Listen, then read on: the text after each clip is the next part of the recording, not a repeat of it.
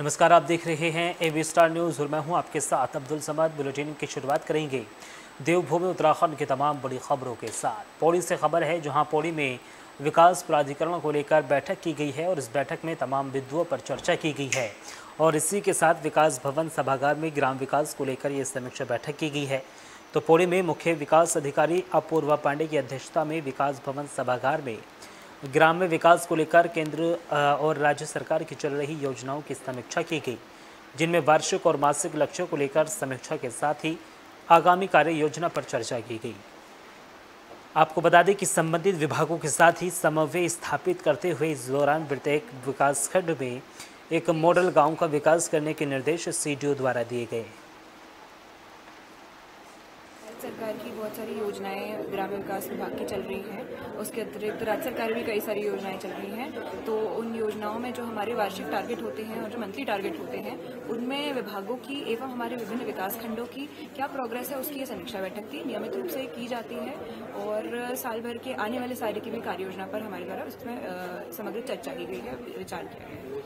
हमारा प्रयास ये है कि विकासखंड की टीमें जो भी कार्य कर रही हैं वो समस्त एलाइड डिपार्टमेंट्स के साथ कन्वर्जेंस में करें।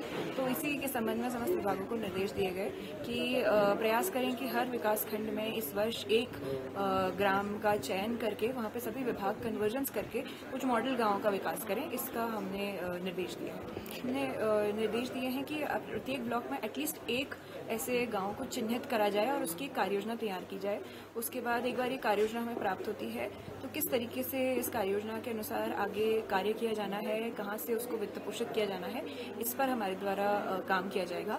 वर्तमान में सभी ब्लॉकों को एटलीस्ट एक गांव को मॉडल विलेज के रूप में प्रस्तावित करने के निर्देश दिए गए हैं। जी, सभी ब्लॉक से समस्त खंड विकास अधिकारी इस बैठक में प्रतिभाग करें। इसके अतिरिक्त सभी अलाइड डिपार्टमेंट्स के भी यहाँ पे अधिकारी उपस्थित रहे और समस्त योजनाओं पर हमारी विस्तार से चर्चा हुई। भारत सरकार की बहुत सारी योजनाएं ग्रामीण विकास विभाग की चल रही हैं। उसके अतिरिक्त राज्य सरकार भी कई सारी योजनाएं चल रही हैं। तो उन योजनाओं में जो हमारे वार्षिक टारगेट होते हैं और जो मंथली टारगेट होते हैं, उनमें विभागों की एवं हमारे विभिन्न विकास खंडों की क्या प्रोग्रेस है, उसकी ये समीक्षा बैठक थी। नियमित रूप से की जाती है और साल भर के आने वाले साल की भी कार्य योजना पर हमारे द्वारा उसमें समग्र चर्चा की गई है, विचार किया गया है। हमारा प्रयास ये है कि विकासखंड की टीमें जो भी कार्य कर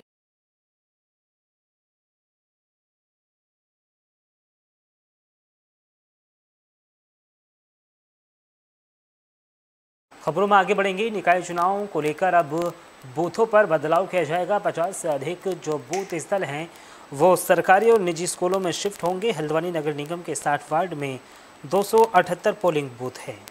तो हल्द्वानी नगर निगम में चुनाव की तैयारियों को लेकर प्रशासन ने कमर कस ली है। नगर निगम में चुनाव की तैयारियों को लेकर प्रशासन ने कमर कस ली है। इस बार जिला निर्वाचन आयोग द्वारा हल्द्वानी नगर निगम के चुनाव के लिए बनाए जाने वाले बूथों में कई बदलाव किए गए हैं। जिला निर्वाचन आयोग द्वारा जिस मतदान केंद्र में ज़्यादा बूथों की संख्या है उन्हें आसपास के सरकारी विद्यालयों में या निजी विद्यालयों में शिफ्ट किया जाएगा। हल्द्वानी में राजनीतिक दलों की बैठक लेते हुए सिटी मजिस्ट्रेट एपी वाजपेयी ने बताया है कि लोगों की सुविधा के लिए ये प्रस्ताव बनाया गया है कि मतदान केंद्र और मतदान स्थल लोगों के नज़दीक बनाए जाएं। मतदान स्थलों में ज़्यादा भीड़ भाड़ न हो और मतदाताओं को सुविधा मिले, इसको देखते हुए ये फैसला लिया गया है। देखिए, हम अभी नगर निकाय सामान्य निर्वाचन 2024 में होने हैं और नगर निगम हल्द्वानी में हमारे 278 पोलिंग बूथ हैं, 60 वार्ड हैं, 2,33,000 से अधिक यहाँ पर मतदाता हैं। वोटर टर्नआउट बढ़े, मतदाताओं को कम से कम पैदल दूरी तय करनी पड़े, उसके लिए हमने अपने जो पोलिंग बूथ हैं उनका रिव्यू किया है और उसके बाद हम लोगों ने उसमें सभी राजनीतिक दलों को आज इसलिए बुलाया था कि जो हमने बूथ शिफ्टिंग को और चेंज करने को लेकर प्रस्ताव बनाया है। खबरों में आगे बढ़ेंगे। 2000 हरे पेड़ काटने की तैयारी की जा रही है, जिसको लेकर अब लगातार घमासान मचा हुआ है। जो पर्यावरण प्रेमी हैं पेड़ काटने का विरोध कर रहे हैं। तो देहरादून में पेयजल योजना के तहत सोंग परियोजना के वाटर ट्रीटमेंट प्लांट को लेकर पर्यावरण प्रेमी अब सरकार से दो हाथ करने को तैयार हैं। खलंगा में सोंग परियोजना के वाटर ट्रीटमेंट प्लांट के निर्माण के नाम पर साल के करीब 2000 हरे पेड़ों को काटे जाने की तैयारी है। इसी को लेकर विरोध तेज हो गई है। पेयजल निगम ने खलंगा के निकट ऐसी भूमि चिन्हित की है जिससे आधे देहरादून शहर को पानी की आपूर्ति की जा सकेगी। खलंगा में जिस तरह से 2000 वनों का पातन किया जा रहा है, वृक्षों का, वो अब शायद हमारे हित में ज़्यादा नहीं है। इसलिए जिस तरह की परिस्थितियां अब खास तौर से पर्यावरण को लेकर के देश दुनिया में है, ऐसे में इस स्तर के वनों का कटान किसी भी हालत में यह नहीं समझा जा सकता कि वो किसी और ऐसी आवश्यकता के लिए काटे जाएं जो कि कहीं हम प्राथमिकता को मानते हैं। खलिंगा वैसे भी एक धरोहर है, एक ऐतिहासिक स्थल है, और इसके चारों तरफ जो वन है वो उनका अपना इतिहास है।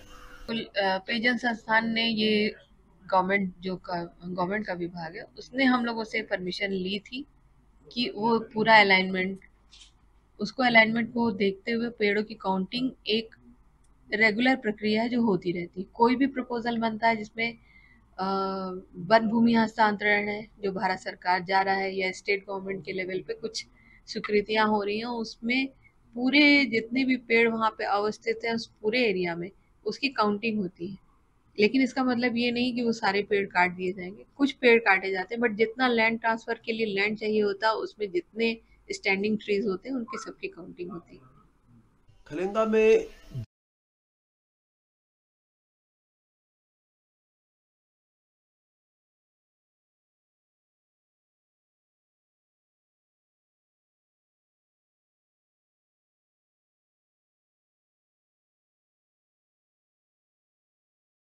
किसान यूनियन अम्बावा ने कार्यकारिणी का गठन किया है, जिसमें तमाम बिंदुओं को लेकर चर्चा की गई है और साथ ही साथ सुभाष चौधरी को प्रदेश अध्यक्ष चुना गया है। तो किसान यूनियन अम्बावता ने नई कार्यकारिणी का गठन किया है, जिसमें सुभाष चौधरी को प्रदेश अध्यक्ष चुना गया है, जबकि कार्यकारिणी का भी विस्तार किया गया।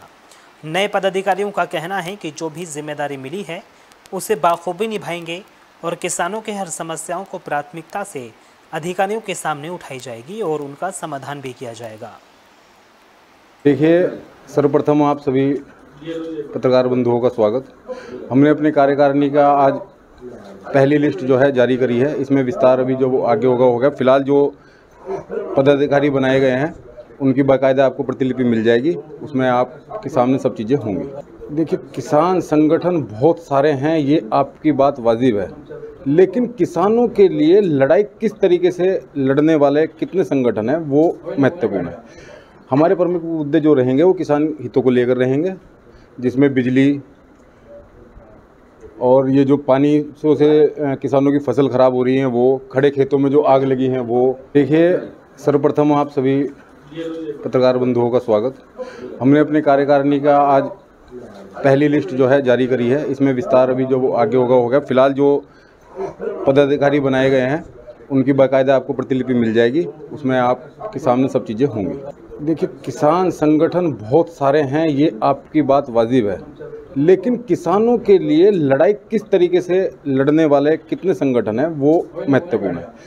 हमारे प्रमुख मुद्दे जो रहेंगे वो किसान हितों को लेकर रहेंगे, जिसमें बिजली और ये जो पानी से किसानों की फसल खराब हो रही है वो, खड़े खेतों में जो आग लगी है वो। देखिए, सर्वप्रथम आप सब देश और दुनिया की तमाम बड़ी खबरों के लिए बने रहिए एबी स्टार न्यूज़ के साथ। नमस्कार।